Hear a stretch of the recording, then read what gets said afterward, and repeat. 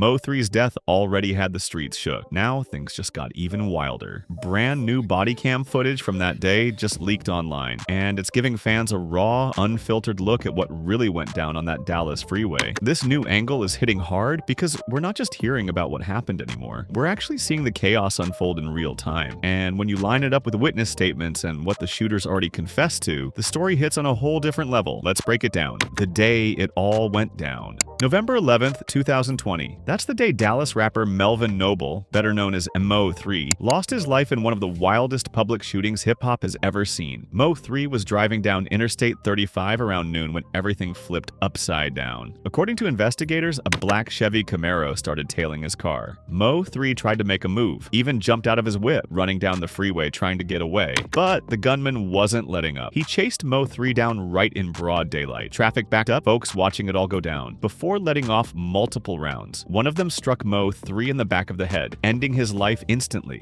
The new body cam footage. Now, this new viral footage comes straight from Dallas police officers who were first on the scene. In the video, you can hear the chaos. Cars honking, people screaming, officers rushing to block off the highway. Mo'3 is seen laying near his car as first responders scramble, but it's clear from their reaction that it's already too late. One of the cops can be heard saying, "This is him, that's Mo'3, he's gone, man. He's gone." That single line has fans shook because for the first time we're seeing how sudden and brutal it really was. Who was Mo'3? For those who don't know, MO'3 wasn't just another street rapper. He was one of the hottest voices out of Dallas, known for mixing raw street talk with melodic hooks. He had just started breaking into the mainstream with hits like Everybody and his collab with Boozy, One of Them Days Again. He was signed to Boozy's Bad Az music syndicate, and fans saw him as the next big star out of Texas. But Mo'3 also had a reputation for being deep in the streets, and that lifestyle came with enemies. The suspects. Within weeks of the shooting, Dallas PD tracked down Q and Lol Loaded White as the alleged triggerman. Later, Devin Brown, aka Devin Choppa Boy, was also arrested for helping set up the hit. According to prosecutors, Devin tipped off Q about Mo'3's location that day, sparking the freeway chase that ended in tragedy. Court documents revealed that Q White had been trailing Mo'3 for miles before finally making his move. Witnesses said Mo'3 tried to flee when his car got stuck in traffic, but White chased him down and fired multiple shots, one of which proved fatal. The streets react. When news broke that MO'3 had been murdered, Dallas was in shock. Fans flooded the freeway scene crying, yelling, some even live streaming their reaction. A memorial quickly popped up at the exact spot where he died. Balloons, flowers, candles, all paying respect to one of the city's brightest talents. Boosie, who was extremely close to Mo'3, was devastated. Just days later, while he was in Dallas for a tribute event, Boosie himself got shot in the leg, fueling rumors that the beef around Mo'3's murder was even bigger than what was being reported. The trial and revelations. By 2022, both suspects were officially indicted. Prosecutors painted a picture of a planned hit, not a random act. During pre-trial hearings, chilling details came out. Q White allegedly admitted to chasing Mo'3 down. Devin Brown was accused of calling out Mo'3's location in the moments before the hit. Investigators even linked cell phone records and surveillance footage to track their movements leading up to the murder. This made it clear Mo'3's killing wasn't just some spur-of-the-moment shooting. It was calculated. The legacy. Even with the case dragging on in court, Mo'3's name hasn't been forgotten. His posthumous album, Shatas 4 EVA, dropped in 2021 and proved he had way more in the tank before his life was cut short. To this day, his music stays in heavy rotation in Dallas and beyond. Fans say his mix of pain, melody, and real-life stories made him stand out from the crowd. The body cam footage now going viral is reopening old wounds, reminding folks just how violent and tragic his end really was. Final thoughts. MO'3's murder was another reminder of the dangers that come with success in the rap game, especially when street politics and old beefs are involved. The new footage doesn't just show the tragedy, it shows the chaos, the fear, and the reality of how fast things can go left. As the trials of his accused killers move forward, the hope is that justice will finally be served. But no matter what happens in court, Mo'3's legacy lives on through his music and the impact he left on Dallas hip-hop.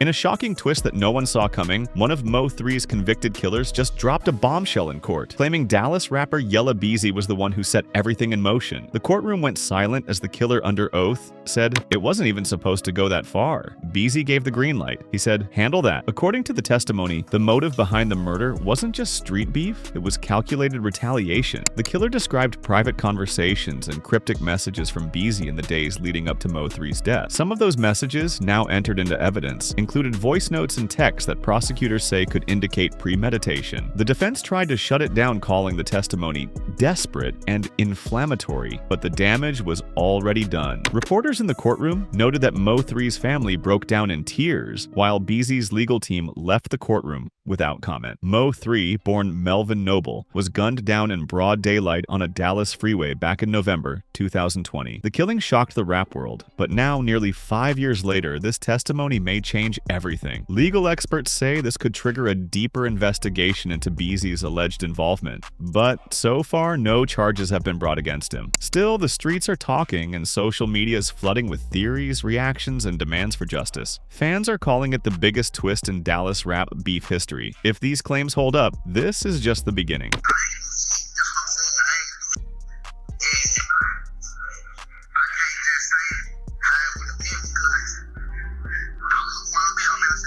I think you the person that killed Mo'3, man.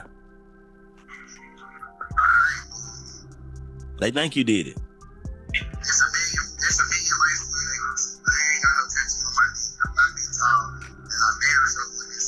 He has houses in other states, correct?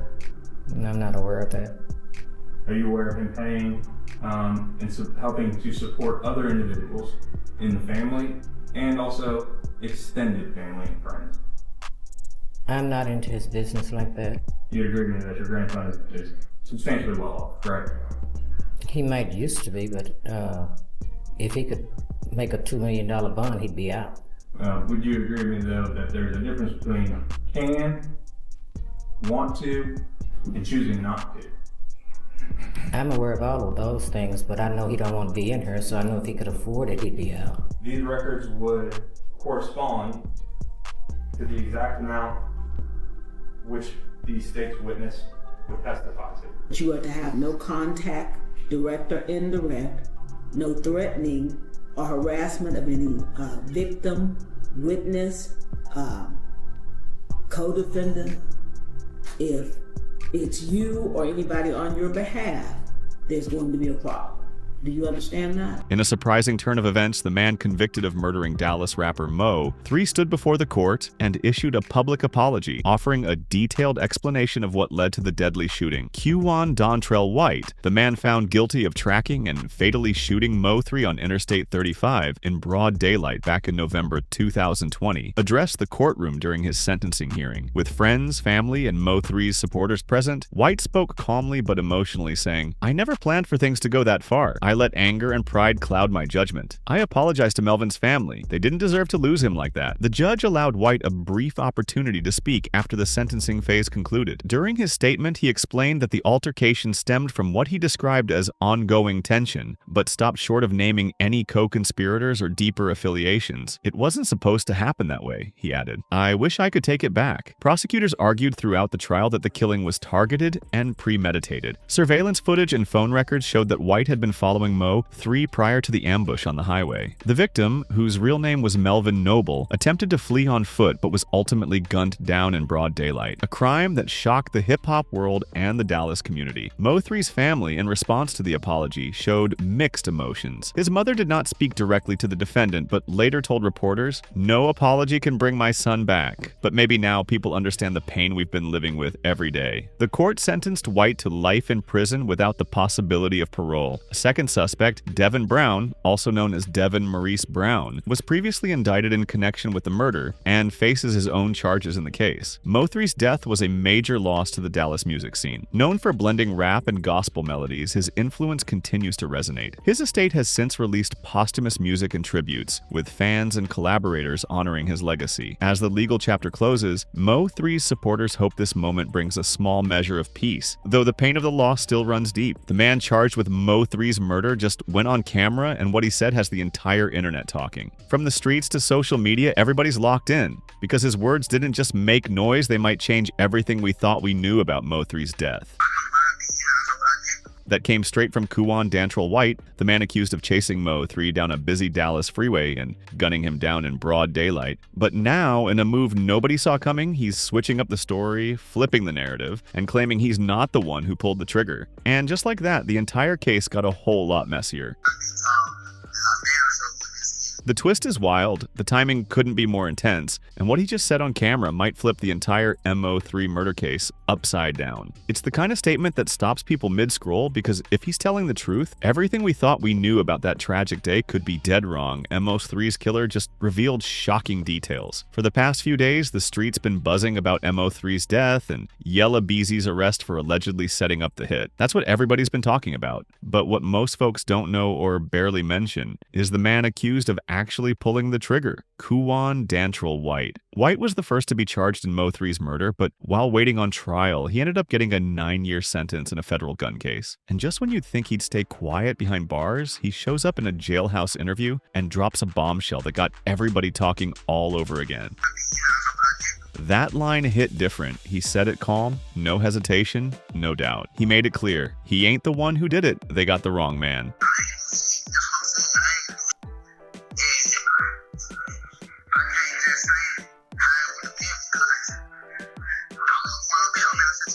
Now folks started wondering, was he set up? Was it a case of mistaken identity? But White didn't stop there, he doubled down. I think you the person that killed MO'3, man. They think you did it.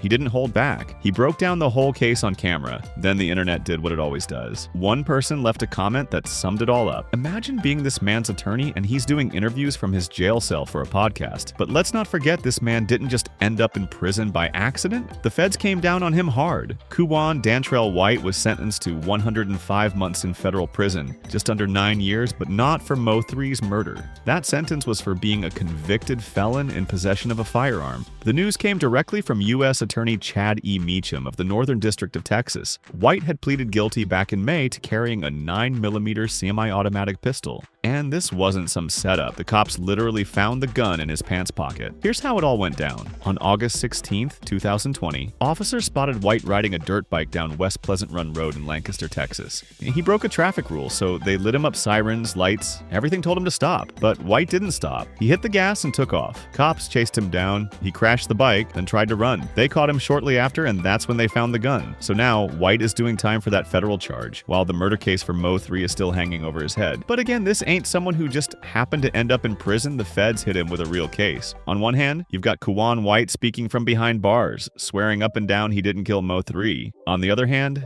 Yella Beezy, dead silent. Let's rewind. Beezy, real name Marquise DeAndre Conway, got arrested on March 20th, 2025. Surveillance caught him in cuffs, walking like he's done this before. No blinking, no emotion, calm as ever while police escorted him through the station. When that footage hit the internet, it went viral. Everybody was waiting on Beezy to say something. Instead, his lawyer, Toby Shook, gave TMZ a statement that sounded like straight-up PR. After he secured bond, he feels relieved to be released. That's all. No mention of MO'3, no denial, just relieved. But here's what really set the internet on fire. Beezy wasn't just some guy with an open case. He had already been indicted by a Dallas County grand jury just 2 days before the arrest on March 18th. The charge? Capital murder for remuneration. That's legal talk for saying the state believes Beezy paid to have MO'3 killed. Not a fight, not a heat-of-the-moment move. A planned hit. Then came the bond hearing. The state slapped him with a $2 million bond. Heavy. His legal team said he couldn't afford it. That's when his family stepped in. His grandmother, Alma Jean Alexander, took the mic and she came ready. And he has houses in other states, correct? I'm not aware of that. Are you aware of him paying and helping to support other individuals in the family and also extended family and friends?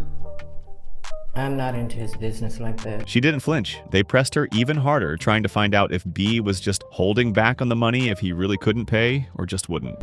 You agree with me that your grandson is substantially well off, correct? He might used to be, but if he could make a $2 million bond, he'd be out. Would you agree with me, though, that there's a difference between can, want to, and choosing not to?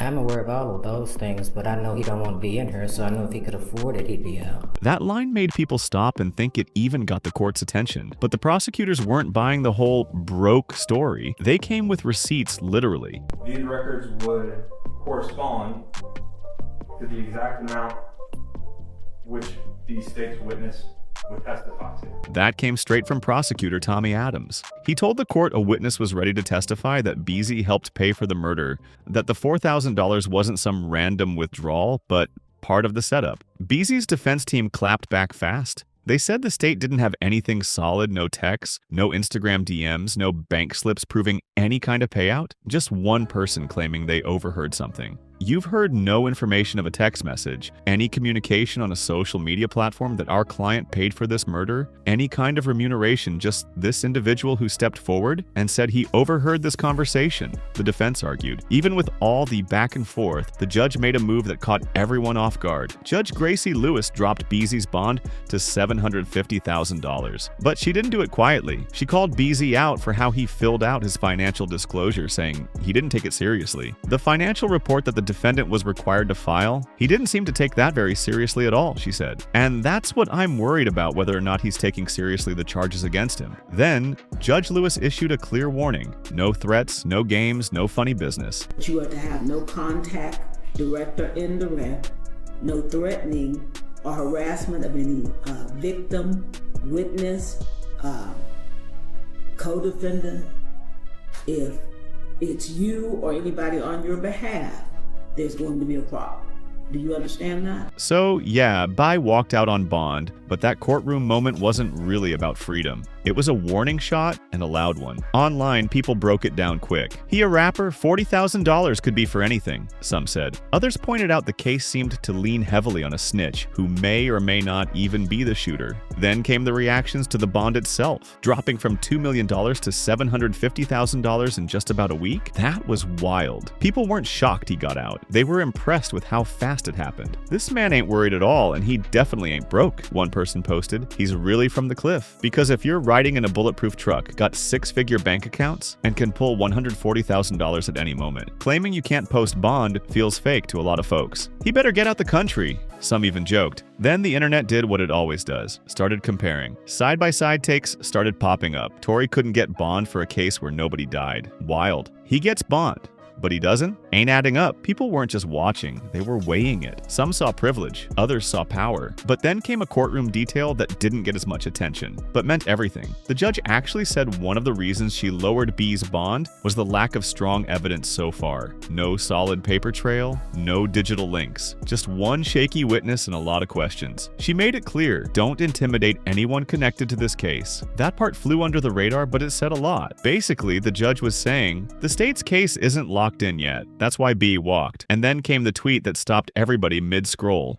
Big U paid it for him. It might have been a joke, but it hit different because Big U's name always gets attention. He's known for helping rappers not just with music, but with legal problems too. He's been moving behind the scenes for years. If BA needed someone to quietly drop $750,000, Big U would definitely be on that shortlist. He respects street code, and BI is from Oak Cliff. If people are staying quiet to protect bigger names, then that bond money might not just be about freedom, it might be about silence. So now BI's out, still not saying much just like before. But MO'3? He's gone. Shot down on a freeway in broad daylight during traffic, and while Bay walked out of court, MO'3 never walked away from that chase. The murder of MO'3 and their beef. That bond drop was already shaking the table, but just hours later, College Kid posted something that flipped the whole mood. It wasn't breaking news, it wasn't a court update, it was old studio footage MO'3 and Yella Beezy, shoulder to shoulder. No tension, no threats. Just two Dallas rappers recording, laughing, and vibing like there was never any beef. That short clip made things even more confusing. If you only saw that moment, you'd think they were cool. Maybe not best friends, but at least on a decent terms. No drama, no static. But then came the freeway footage. MO'3 is I-35. His car stopped in traffic. He jumps out running through lanes like he's trying to escape something deadly. A man follows close behind holding a gun. Seconds later, it's over. MO'3 is hit. Killed. Right there. Middle of the freeway. Broad daylight. People online still can't agree on why MO'3 stopped his car. Some said he heard shots. Others claimed a tire got hit. Then one post brought it all together. Dude was already shooting at him, it said. The killers allegedly had multiple cars on the highway that day. Someone even claimed MO'3's tire was shot out. That didn't sound random. It sounded like a setup, like someone mapped it out step by step.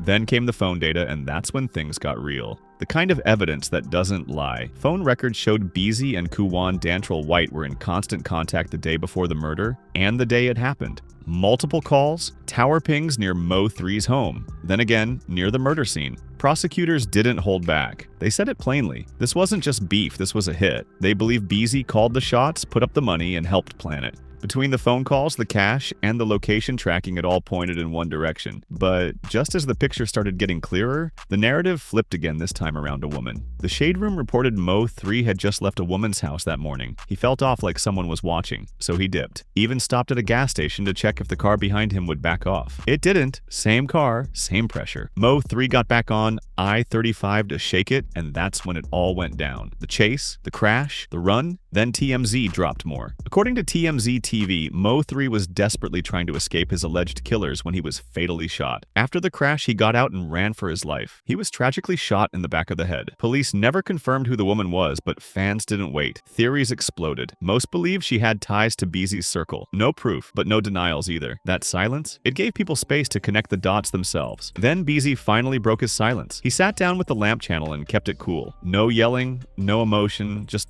calm. Cold. Certain saint need to be addressed, certain saint don't, he said. Stop attaching me to all that, because it ain't got nothing to do with me. It sounded like a line he'd been waiting to drop, but instead of killing the rumors, it lit them up even more. People started digging deeper, especially now that Beezy was in jail, his face all over the blogs. And one question kept popping up. How did all this really start? Because this wasn't some overnight issue, it wasn't one diss track. This beef had history years behind it. Both MO'3 and Beezy repped Oak Cliff, same part of Dallas. And if you claim Oak Cliff, you either earn your respect or get tested. There's no in between. Back in 2017, things started boiling. Comedian Roy Lee, who was tight with MO'3, began calling Beezy out, questioning his street credibility, his ties to Oak Cliff. Roy picked a side, and it wasn't Beezy's. From there, things got personal. Then came the shots. On September 25th, 2018, Roy Lee was shot in a North Dallas parking lot. He didn't die right away. He fought for weeks. But on October 13th, he passed doctors said a blood clot from the gunshot wound took him out. Then the very next day, October 14th, Beezy got hit. A drive-by. 8 bullets. It happened in Louisville. He survived. But come on, that timing didn't feel random. MO'3 didn't respond with bullets. He responded with bars. In 2019, he dropped multiple diss tracks. No subliminals, no soft shots. Just straight up blame. On the track 219, which dropped on Roy Lee's birthday, MO'3 called Beezy out, blamed him directly for Roy Lee's death. Twitter caught it instantly. One post read, "The MO'3 and Yella Beezy feud turned deadly after Beezy ducked a fade from Roy Lee. Roy got killed?" That set off a chain of events. Even Reddit started piecing it together. One user wrote, "Ike that MO'3's head got big and he started talking crazy online, but I still don't know if that's what got him killed." This wasn't just music beef, it was pride, ego, real life, real loss. And once it started snowballing, nobody could stop it.